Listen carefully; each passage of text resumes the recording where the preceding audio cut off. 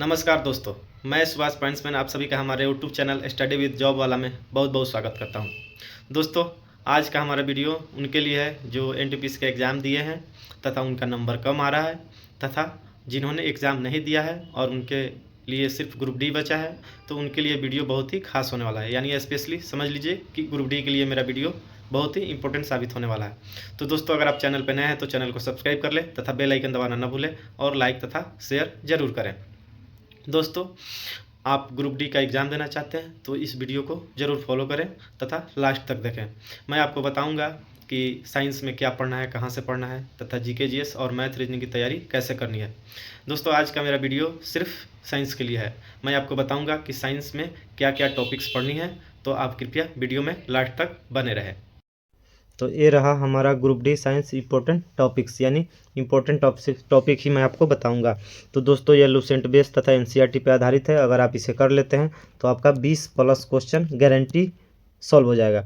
तो दोस्तों, हमारा सबसे पहला है क्या है, तो फिजिक्स। अब फिजिक्स में क्या क्या पढ़ना है मैं आपको बताऊंगा, और उसमें भी क्या पढ़ना है सब चीज़ आपको मैं बताने जा रहा हूँ। जैसे गति हो गया, अब गति में क्या क्या पढ़ना है, तो दोस्तों सदिश राशि, अदिश राशि, दूरी, विस्थापन, वेग, संवेग, प्रक्षेप्य गति, वृत्तीय गति, न्यूटन का नियम, सरल मशीन जिसमें उत्तोलक आता है, ये सब सारी चीज़ें हमको गति में पढ़नी है। तथा कुछ न्यूमेरिकल भी आते हैं, जैसे आपको हो गया फॉर्मूला एक आता है v बराबर u प्लस ए टी होता है। क्या होता है दोस्तों, v बराबर u plus a t, s बराबर u t plus half a t square, ऐसे करके आपको न्यूमेरिकल्स पूछे जाते हैं। तो गति में आपको ये सारी चीज़ें पढ़नी है। फिर आता है दोस्तों गुरुत्वाकर्षण। अब गुरुत्वाकर्षण में क्या क्या होता है, तो जैसे न्यूटन के गुरुत्वाकर्षण का नियम हो गया, जी का मान क्या होता है, लिफ्ट में अगर कोई पिंड है तो ऊपर जाने पे उसके भार में कमी होता है कि बढ़ता है, ग्रहों के गति का नियम जो केपलर ने दिया था, ये सब सारी चीज़ें किस में, तो आपको गुरुत्वाकर्षण में पढ़नी है। फिर आता है दोस्तों तरंग। अब तरंग में क्या क्या पढ़ना है, तो जैसे यांत्रिक तरंग हो गया, अयांत्रिक तरंग हो गया।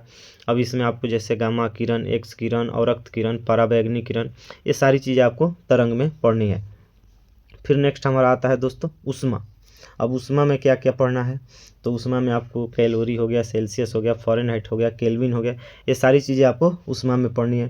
तथा इसका एक फार्मूला भी हम लोग पढ़े हुए थे, जैसे C/5 होता है, F-32/9 होता है, इक्वल टू R/4 होता है, इक्वल टू K-273/5 होता है। ये फार्मूला भी हमको इसमें पढ़ना पड़ता है। फिर नेक्स्ट हमारा आता है दोस्तों प्रकाश। VBI हमारा है प्रकाश। प्रकाश में क्या क्या पढ़ना है, तो जैसे परावर्तन का नियम हो गया, अपवर्तन का नियम हो गया, दर्पण हो गया, लेंस हो गया। और इसी में पूछ देता है कि किसी वस्तु को यहाँ रखा जाता है तो उसका प्रतिबिंब कहाँ बनेगा। तो दोस्तों, ये सारी चीज़ें आपको प्रकाश में पढ़नी है। फिर नेक्स्ट हमारा आता है विद्युत धारा। अब विद्युत धारा में क्या क्या पढ़ना है, तो जैसे ओम का नियम हो गया, चालकता हो गया, माइक्रोफोन, वोल्ट मीटर, आमीटर, ये सारी चीज़ें आपको विद्युत धारा में पढ़नी है। इसमें एक फार्मूला भी आता है, जैसे V बराबर IR, तो इस पर न्यूमेरिकल भी बनते हैं, न्यूमेरिकल भी कभी कभी पूछ देते हैं। फिर नेक्स्ट है दोस्तों वैज्ञानिक उपकरण एवं उपकरणों के आविष्कारक। जैसे वैज्ञानिक उपकरण में आपको आमीटर हो गया, बैरोमीटर हो गया, कार्डियोग्राम हो गया, ये सब चीज़ें, और इसके आविष्कारक कौन कौन से हैं, ये सारी चीज़ें पूछ दी जाती है। फिर दोस्तों चलते हैं केमिस्ट्री में, अब क्या क्या पढ़ना है इसके बारे में थोड़ा देखते हैं। तो सबसे पहला हमारा हो गया क्या दोस्तों, तो परमाणु संरचना। परमाणु संरचना में क्या क्या पढ़ना है, तो जैसे में परमाणु भार हो गया, अणुभार हो गया, इलेक्ट्रॉन हो गया, प्रोटॉन हो गया, न्यूट्रॉन हो गया, इनके आविष्कारक कौन कौन से हैं, तथा क्वांटम संख्या क्या क्या होती है, ये सारी चीज़ें आपको परमाणु संरचना में पढ़नी है। फिर आता है आपको आवर्त सारणी। ये भी देखिए दोस्तों लिखा हुआ है VBI, यानी बहुत इंपॉर्टेंट है। जैसे इसमें पूछ सकता है कि तत्वों का पोजीशन क्या होता है, डॉबनेरेनर का नियम क्या होता है, न्यूलैंड्स का नियम क्या होता है, परमाणु का आकार जो होता है वो किसी तत्व का परमाणु आकार ऊपर जाने पर घटता है कि बढ़ता है, विद्युत धनात्मकता घटती है कि बढ़ती है, इनर्ट गैस क्या होता है, मेटल, नॉन मेटल, इन लोगों का पोजीशन कहाँ होता है, ये सारी चीज़ें आपको आवर्त सारणी में पढ़नी पड़ती है। फिर दोस्तों आता है रासायनिक बंधन। रासायनिक बंधन में आपको वैद्युत संयोजी बंधन पूछ सकता है, सहसंयोजी बंधन, उप सहसंयोजी बंधन, जैसे Cl2 को कैसे मतलब विस्तृत किया जाएगा, ये पूछ देगा। इसी में आपको जैसे sp संस्करण का आकार क्या होता है, sp2 का आकार क्या होता है, sp3 का आकार क्या होता है, ये सारी चीज़ें आपको रासायनिक बंधन में पढ़ना है। फिर दोस्तों ऐसे ही अम्ल के बारे में पढ़ना है, भस्म के बारे में पढ़ना है, लवण के बारे में पढ़ना है। जैसे पूछ देता है कि नीला और लिटमस पत्र, ये सारी चीज़ें आपको इसमें पढ़नी पड़ती है। फिर दोस्तों विलयन के बारे में भी पढ़ना है। उसके बाद दोस्तों कार्बन के बारे में पढ़ना है, तथा कार्बन और उसके यौगिक के बारे में भी पढ़ेंगे।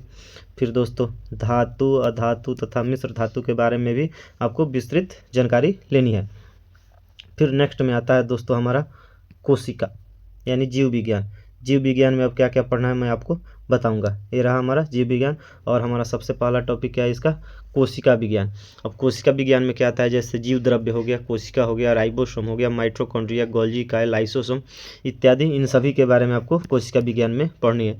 फिर दोस्तों जैव विकास हो गया। अब जैव विकास में आपको जैसे लैमार्कवाद का सिद्धांत क्या है, नौ डार्विनवाद का सिद्धांत क्या है, नौ डार्विनवाद का सिद्धांत क्या है, ये सारी चीज़ें इसमें पढ़नी है। फिर वैसे ही वनस्पति विज्ञान के बारे में आपको पढ़नी है। फिर उसके बाद नेक्स्ट हमारा आता है दोस्तों प्राणी विज्ञान। अब जैसे प्राणी विज्ञान के बारे में पूछ देगा तो जंतु जगत का वर्गीकरण, ये सारी चीज़ें आपको प्राणी विज्ञान के बारे में आती है। फिर हमारा नेक्स्ट है दोस्तों मानव तंत्र, मानव शरीर के तंत्र। अब मानव शरीर के तंत्र में क्या क्या पढ़ना है, जैसे पाचन तंत्र हो गया, यकृत हो गया, पित्ताशय हो गया, मस्तिष्क हो गया, अग्नाशय, परिसंचरण तंत्र, तंत्रिका तंत्र, ये सारी चीज़ें आपको मानव शरीर के तंत्र में पढ़ना है। फिर दोस्तों पूछ सकता है कि पोषक पदार्थ, जैसे में आपको पोटेशियम हो गया, आपसे पूछ सकता है कि खनिज, लवण, जल, इस सब का यूज कैसे किया जाता है, तो आपको पोषक पदार्थ में आ जाएगा दोस्तों। फिर नेक्स्ट में हमारा है मानव रोग।